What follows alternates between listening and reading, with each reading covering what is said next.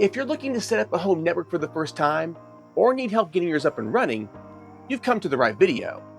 By the end of this guide, you'll have a clear, step-by-step process to get you started and to get you finished. That way you can build something like this. I'm Michael Scott, and this is the Ultimate Tech Hub. The first and most important step when building any home network is choosing your ISP, and we have 3 factors to consider. The first factor is speed. How fast do you want your uploads and downloads? So when choosing your speed for your home network, take into consideration the size of your family, what you're doing at home. Are you working from home? Are you a streamer, gamer, all of the above? If you have a large family and maybe work from home, then you're probably going to need a 1 gig plan. A 1 gig plan should provide plenty of speed and bandwidth for multiple users, which includes streaming multiple devices, working from home, gaming, and web browsing. However, if you're single or maybe you have a small family and maybe only web browse, then a slower plan will be just fine. The second factor you want to consider when choosing an ISP is reliability. How reliable is the ISP? Does it have frequent outages? And are you getting the speeds that you're paying for? It can be a common issue when an ISP advertises one speed, but you're getting far less. So make sure to do a speed test once a week to check those speeds. And before you sign up with any ISP, check the reviews. Okay, the third factor is your budget. How much are you willing to spend? It's 2025 and ISPs have now become pretty competitive, so pricing is pretty good. When it comes to picking your ISP, it's all about location and available options. So if you live in the city, you may have more options. However, if you live rural, you may have only one option. And that one option may be Starlink. And Starlink does have a high rating when it comes to speed and latency. However, when it comes to satellite, weather conditions can disrupt your service, so keep that in mind. If at all possible, you want to opt for a fiber ISP. Unlike cable or DSL, fiber ISPs offer a faster, more reliable, and often cheaper connection. I've experienced this firsthand, and the difference is night and day. I made the switch from coax cable to fiber, and it's cheaper, faster, and more reliable. So it's a win-win. Okay, now you'll need a cable modem, DSL modem, or a fiber ONT, depending on your ISP plan. A cable modem or DSL modem connects your home to the internet, acting as a gateway that allows your devices to connect to the online world. It translates digital signals from your devices into signals that can be transmitted over the internet and vice versa. And this is known as modulation and demodulation. However, if you have fiber internet like me, you'll need an ONT, which stands for Optical Network Terminal. The ONT translates light signals from the fiber cable into electrical signals that your router and devices can understand. While an ONT is not a modem, it does serve a similar function. Most ISPs will provide a modem for free or for rent. In my experience, if the ISP wants to rent you a modem, go ahead and buy your own. It'll save you money in the long run.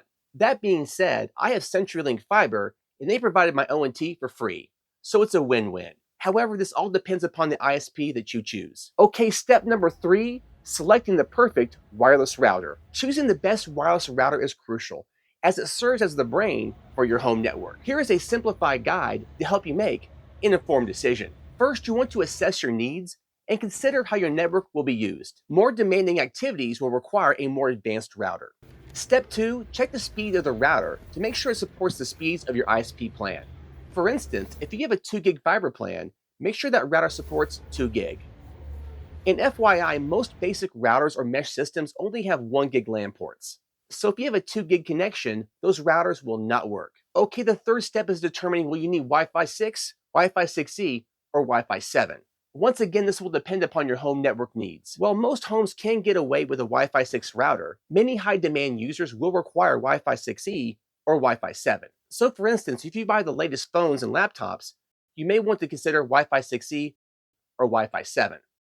And those speeds are very fast. And this is due to the newer and faster 6 GHz band.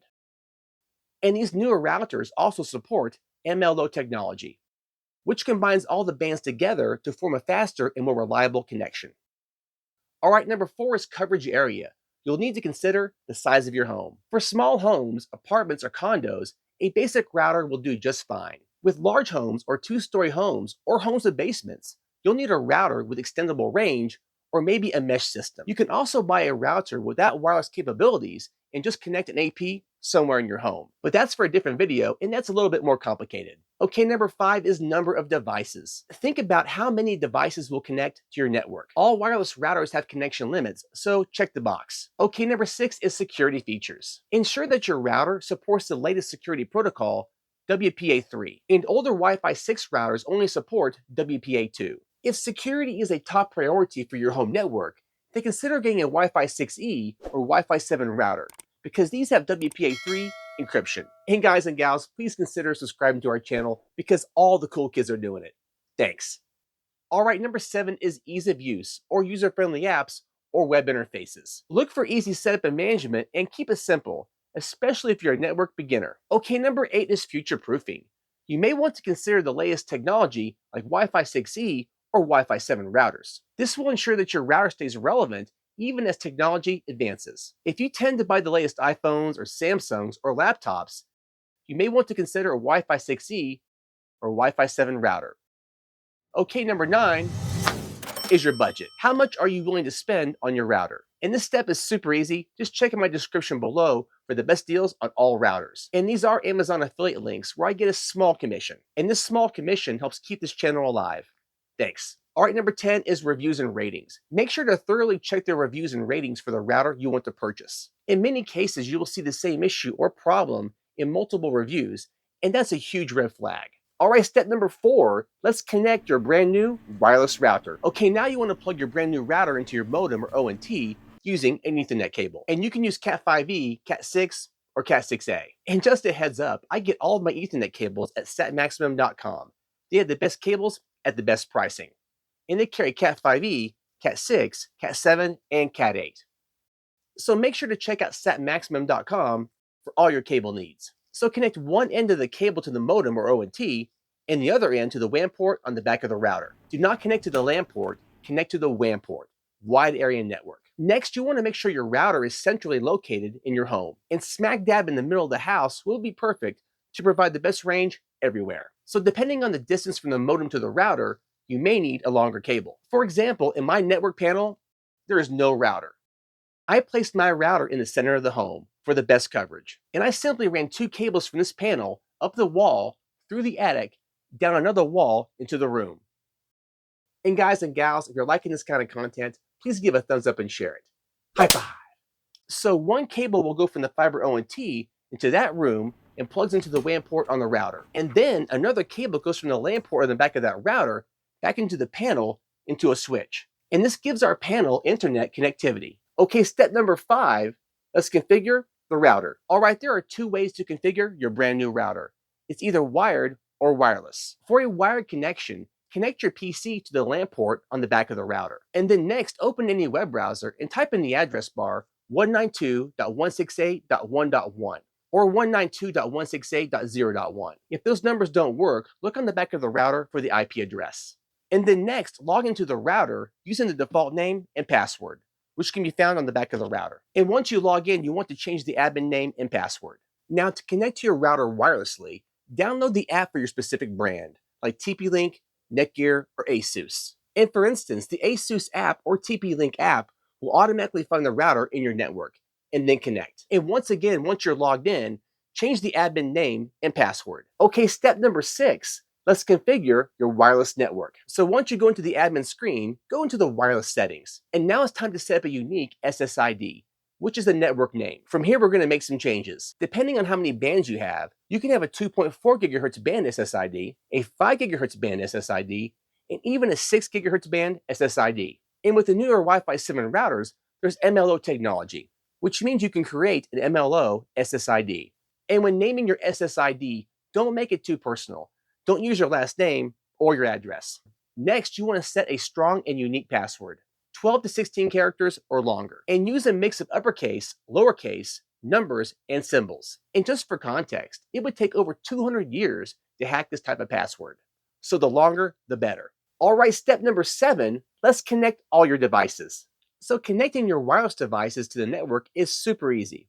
Just find your SSID and put in your password, and you're good to go. Then repeat this process for all your wireless devices. For wired devices like PCs and gaming consoles, simply plug them into the LAN port on the back of the router. If you have more wired devices than LAN ports on the back of the router, then you'll have to buy a switch. And you can see in my network panel, I have 2 switches. I have a 10-port switch and an 8-port switch. And the great thing about network switches is they come in 5-port, 8-port, 10-port, even 24 ports. And that's plenty of ports for all your wired devices. And to make it even easier, most switches are plug and play and require no configuration. Okay, step number 8, let's test your network. And we're going to use an online speed test for both wireless and wired. For wireless speeds, use your laptop or phone to perform the test. There are plenty of websites you can go to perform this test. Now, your wireless speeds will not be as fast as your wired speeds. And it also depends what band you're connected to. The 2.4 gigahertz band is much slower, so I recommend that you connect to the 5 gigahertz band when doing this test. It's much faster. And if you have the Wi-Fi 6E or Wi-Fi 7 router, you can choose the 6 gigahertz band as well. And since I have a Wi-Fi 7 router, I'm going to speed test both the MLO band as well as the 5 gigahertz band, and we'll see which one is faster. All right, now it's time for the all-important speed test. Let's start with the MLO. And we'll hit go. Maybe 700 megabits per second. Download, 681. And upload, pretty impressive too. 761 upload. Wow, very impressive. Let's try the 5 gigahertz band. Here we go, connect. If I was a betting man, I would say it's faster. Let's find out. Go.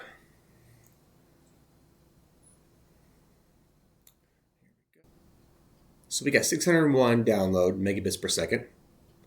And then we've got what for upload? We got 690 for upload. So the MLO was faster, but not by a whole lot. So my speed test proved that the MLO band was faster than the 5 gigahertz band. That's pretty impressive. And performing the wired speed test is exactly the same. Just go to your web browser and look for a speed test website and then hit go. And your wired speeds should be very close to your max ISP speeds. If they consistently fall way short of that, then call your ISP. All right, the last step is step number 9, securing your home network. And this step is pretty easy, but it's very important. The first thing you want to do in your router is make sure all the firewalls are turned on. And like I said before, make sure all your passwords are long, strong, and unique. The longer, the better. And if your router has VPN capabilities, I would definitely use it. And the last thing I would do in your router is change your DNS server. You have a primary and a secondary. And I use the family version of Cloudflare, which blocks adult websites and malware. So for your primary DNS, put 1.1.1.3, and secondary is 1.0.0.3. And just hit save.